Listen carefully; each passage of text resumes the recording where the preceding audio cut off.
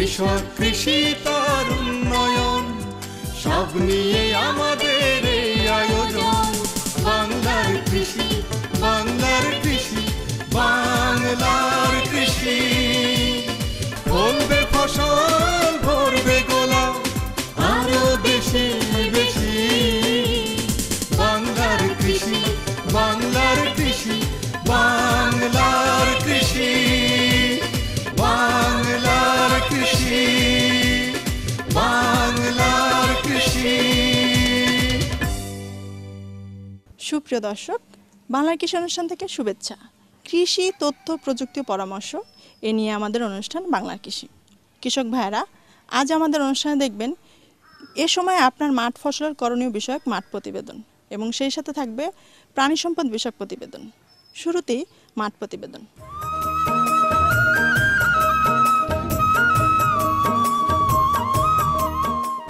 বাংলাদেশের যে কোনো নিম্নাঞ্চল যেখানে 5 থেকে 6 মাস জলাবদ্ধতার কারণে জমিতে ফসল চাষ করা সম্ভব হয় না, সেসব নিম্নাঞ্চলে খুব সহজেই ভাসমান পদ্ধতিতে বীজতলা তৈরি করে লাভবান হওয়া যাবে। তবে এসব এলাকায় হাওর বাওর বা বিল ঝিল থাকতে হবে, যা থেকে জলাবদ্ধ নিম্নাঞ্চলে কচুরিপানা সংগ্রহ করা যায়। কারণ কচুরিপানা এ প্রযুক্তি বা পদ্ধতির মূল উপাদান। ফসলের ধরন, উপকরণের প্রাপ্যতা এবং রক্ষণাবেক্ষণের ওপর বেড বা ধাপের আকার নির্ভর করে। কখনো এটি হয় আয়তাকার, কখনো বা বর্গাকার, আবার কখনো গোলাকার। আয়তাকার বেডের দৈর্ঘ্য 10 থেকে 20 মিটার, প্রস্থ 2 মিটার এবং উচ্চতা 1 মিটার। বর্গাকার বেডের দৈর্ঘ্য ও প্রস্থ 5 থেকে 10 মিটার এবং উচ্চতা 1 মিটার। অপরদিকে গোলাকার বেডের ব্যাসার্ধ 2 থেকে 5 মিটার এবং উচ্চতা 1 মিটার। সাধারণত বাংলা আষাঢ় শ্রাবণ মাসে ভাসমান বীজ তলার জন্য বেড তৈরি করা হয়। তবে এলাকা ভেদে বাংলা জ্যৈষ্ঠ থেকে কার্তিক মাস পর্যন্ত বেড তৈরি করা যায়। বেড তৈরির প্রথম কাজ হল কচুরিপানা সংগ্রহ করা। কচুরিপানা সংগ্রহের পর নির্ধারিত স্থানে নিচের দিকে বড় আকারের কচুরিপানা এবং উপরের দিকে ছোট আকারের কচুরিপানা রেখে 1 বর্গমিটারের একটি বেড বা ধাপ তৈরি করতে হবে। ধাপের উপর পর্যায়ক্রমে কচুরিপানা রেখে স্তূপ বানাতে হবে। স্তূপের উপর কৃষক দাঁড়িয়ে নির্দিষ্ট মাপের আয়তাকার, বর্গাকার অথবা গোলাকার বেড বা ধাপ তৈরি করে। বেড বা ধাপ তৈরির শেষ পর্যায়ে কচুরিপানার শিকড়গুলো উপরের দিকে এবং কাণ্ডগুলো নিচের দিকে রেখে প্রস্থ থেকে দৈর্ঘ্যের দিকে সাজাতে হবে। এ সময় খেয়াল রাখতে হবে কোনো মালঞ্চ, কলমি বা দুর্বা ঘাস যাতে কচুরিপানার সাথে না থাকে। শেষ পর্যায়ে বেডের উপরিভাগ সমতল করে দিতে হবে। আমাদের দেশের সবসময় পানি থেকে, বুঝছেন, তারপরে এই ধাপ বানাই আমরা এই সমস্ত চাষবাস করে আর কি লাভবান হই। বসে থেকে আমাদের তো কীভাবে বাঁচবো, আমাদের বাঁচার এই যে আর কি পথ তৈরি করি আমরা এইভাবে। লাউ, তারপরে কুমড়া চারা বীজ এবং বেগুন, মরিচ, সরাসরি লাল শাক, পালং শাক, ডাঁটা শাক, এইভাবে এটা করে আমাদের কি সংসারও চলে এবং বাজার বিক্রি করে লাভবান হতে। আমার ধরেন এই যে 6 তারে 20 হাত দৈর্ঘ্য, এতে আমার এই যে 4 থেকে 5 হাজার টাকা খরচ হয় এবং তাতে আমার এই যে দেখা গেছে সারা বছর খাওয়া দাওয়ার পরে 2 থেকে 3 হাজার টাকা লাভ হয়।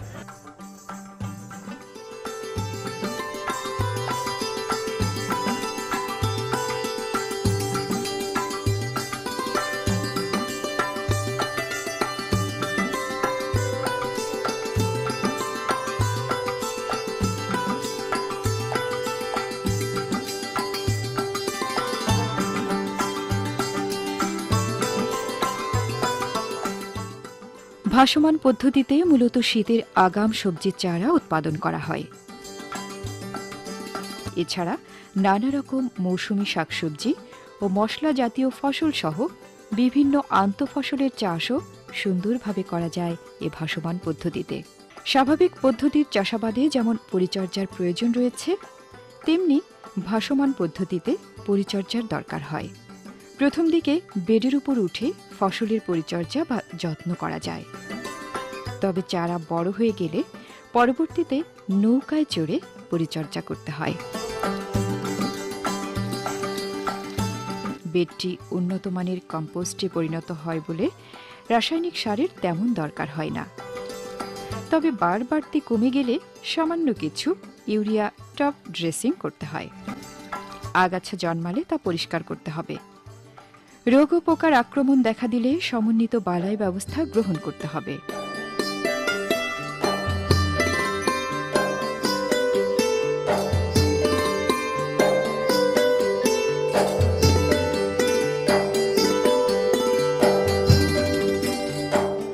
জলবায়ু পরিবর্তনের ফলে সৃষ্ট বাংলাদেশের নিম্নাঞ্চলে দীর্ঘমেয়াদী জলাবদ্ধতা স্বাভাবিক ফসল উৎপাদনে দারুণ এক প্রতিবন্ধকতা।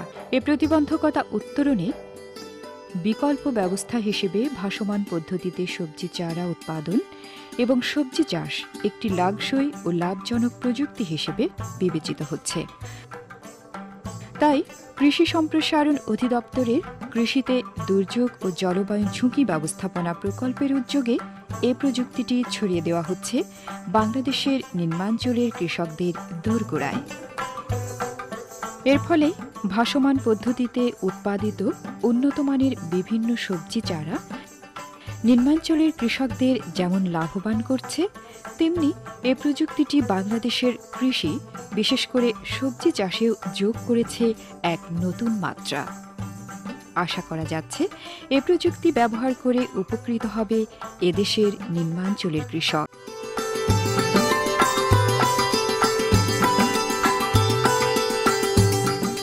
কৃষি সম্প্রসারণ বিভাগের পক্ষ থেকে আমাদের মাঠ পর্যায়ে কৃষি সম্প্রসারণ কর্মীদের আমরা বিভিন্ন মেসেজ প্রেরণ করেছি। সেখান থেকে আছে যদি বীজতলার ঘাটতি আসে সেখানে তারা নাবি বীজতলা তৈরি করে রোপা আমনের ক্ষতির শূন্যতা তারা পূরণ করবে। যদি বন্যা প্রলম্বিত হয় সেক্ষেত্রে নাবি রোপা আমন বীজতলা তৈরি করে রাখবে এবং বন্যা কমে গেলে সাথে সাথে রোপা আমন চারা তারা রোপণ করবে। যদি রোপা আমনের ক্ষেত সম্পূর্ণ বিনষ্ট হয়ে যায় সেক্ষেত্রে আগাম রবি শস্যের দিক কৃষকদের আমরা পরামর্শ দিয়েছি। সেক্ষেত্রে আছে আগাম শাকসবজি উৎপাদন, ভুট্টার চাষ বৃদ্ধি, মরিচের আবাদ বৃদ্ধি, আগাম সরিষার চাষ কার্যক্রম হাতে নেওয়া, এই ধরনের কার্যক্রম। তারপরেও আমরা কৃষি সম্প্রসারণের বিভাগের পক্ষ থেকে সময় উপযোগী আমরা বিভিন্ন সময় বিভিন্ন তথ্য আমরা মাঠ পর্যায়ে প্রেরণ করব। বন্যার সময় বীজ, সার, কৃষি যন্ত্রপাতি উঁচু ও নিরাপদ স্থানে রাখুন। বন্যামুক্ত উঁচু জায়গায় বীজতলায় তৈরি করুন এবং দাপক পদ্ধতিতে তৈরিকৃত চারা 2 সপ্তাহের মধ্যে তুলে জমিতে রোপণ করুন। এই সময় BR11, BR23, নাইজার শাইল, বিনা শাইল, লতি শাইল, গান্ধী শাইল, পানি শাইল, মুকুট শাইল ইত্যাদি স্থানীয় জাত ভাদ্র মাসের মাঝামাঝি বীজতলায় বপন করে চারা তৈরি করুন। বন্যায় ক্ষতিগ্রস্ত চারার পাতার পলিমাটি লেগে থাকলে তা পানি ছিটিয়ে ধুয়ে দিন এবং প্রয়োজন মতো ইউরিয়া সার প্রয়োগ করুন। বন্যায় ক্ষতিগ্রস্ত জমিতে নতুন চারা রোপণ করে গ্যাপ পূরণ করুন এবং বন্যার পানি সরে যাওয়ার সাথে সাথে চারার পাতার আগা 3 থেকে 4 ইঞ্চি পরিমাণ কেটে দিন এবং অনুমোদিত মাত্রায় বালাইনাশক স্প্রে করুন। বন্যার সময় চারা পাওয়া না গেলে স্থানীয় আউশ ধানের হাসি কলমি, সাইটা, গড়িয়া, পরাঙ্গি জাতের বীজ আশ্বিনের মাঝামাঝি পর্যন্ত ছিটিয়ে বপন করুন।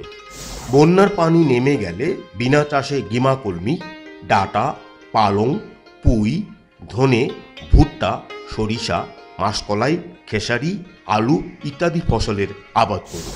পাট বীজের জন্য পাট গাছের আগা কেটে মাটিতে পুঁতে দিন। বন্যার সময় কৃষক ভাইদের করণীয় জানতে নিয়মিত বাংলার কৃষি দেখুন।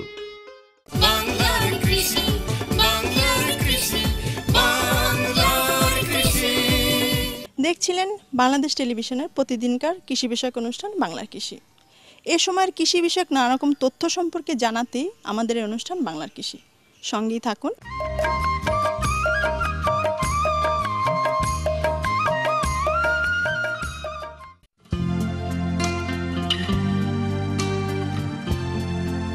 মিলিটারি ফার্ম লালমনিরহাট বাংলাদেশ সেনাবাহিনীর একটি ইউনিট। রংপুর এরিয়ায় কর্মরত সকল সামরিক ও বেসামরিক কর্মকর্তা এবং তাদের পরিবারের দুগ্ধ ও দুগ্ধজাত পণ্যের চাহিদা পূরণের লক্ষ্যেই মূলত এই খামার প্রতিষ্ঠিত হয়।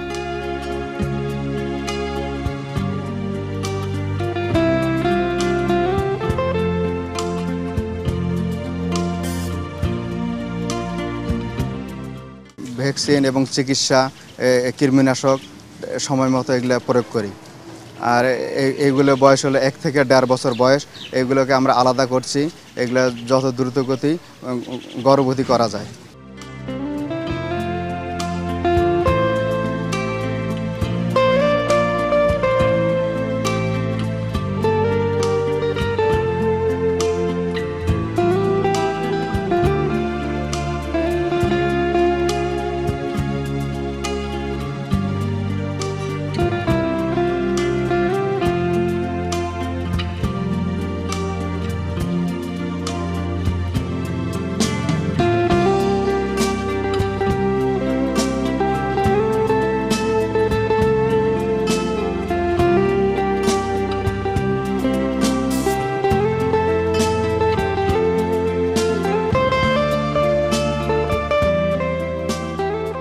দুগ্ধ উৎপাদনের পাশাপাশি খামারের 39 বিঘা জুড়ে 7টি পুকুরে মৎস্য চাষ করা হচ্ছে।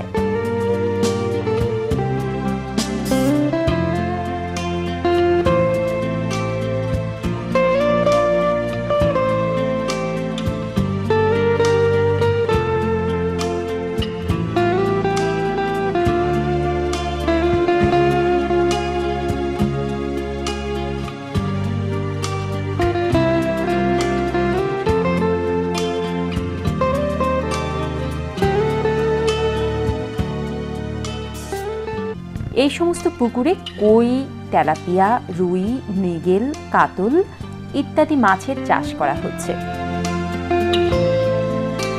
যেখান থেকে বছরে অন্তত 30 মেট্রিক টন মাছ উৎপাদিত হচ্ছে। এই ফার্মের আরেকটি উল্লেখযোগ্য কর্মকাণ্ড হচ্ছে পরিবেশ রক্ষায় বনায়ন কর্মসূচি।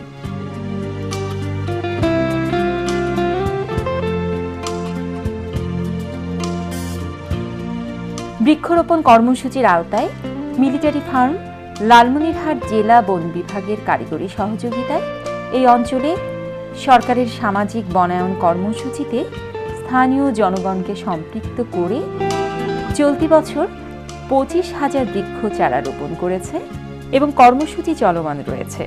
সেনানিবাস সূত্রে বলা হয়েছে, এই কর্মসূচির আওতায় চলতি বছর আরও 1 লক্ষ চারা রোপণ করা হবে।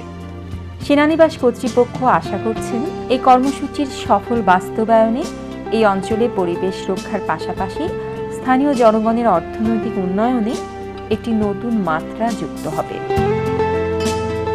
আর এরই সাথে শেষ করব আজকের বাংলার কৃষি। বাংলার কৃষি অনুষ্ঠান আগামীকাল ঠিক একই সময় প্রচারিত হবে। বাংলার কৃষি অনুষ্ঠান সুন্দর ও সমৃদ্ধির জন্য আপনাদের মতামত, পরামর্শ ও সহযোগিতা আমরা একান্তভাবে কামনা করছি। আমাদের লিখে জানাতে পারেন। আমাদের লিখবার ঠিকানা প্রযোজক বাংলার কৃষি, কক্ষ নম্বর 215, বাংলাদেশ টেলিভিশন ভবন, রামপুরা, ঢাকা। আমাদের ইমেল অ্যাড্রেস banglarkishi@ais.gov.bd এবং ফেসবুক আইডি বাংলার কৃষি। আজ এ পর্যন্তই। সকলকে ধন্যবাদ। কৃষক, কৃষি তার উন্নয়ন, সব নিয়ে আমাদের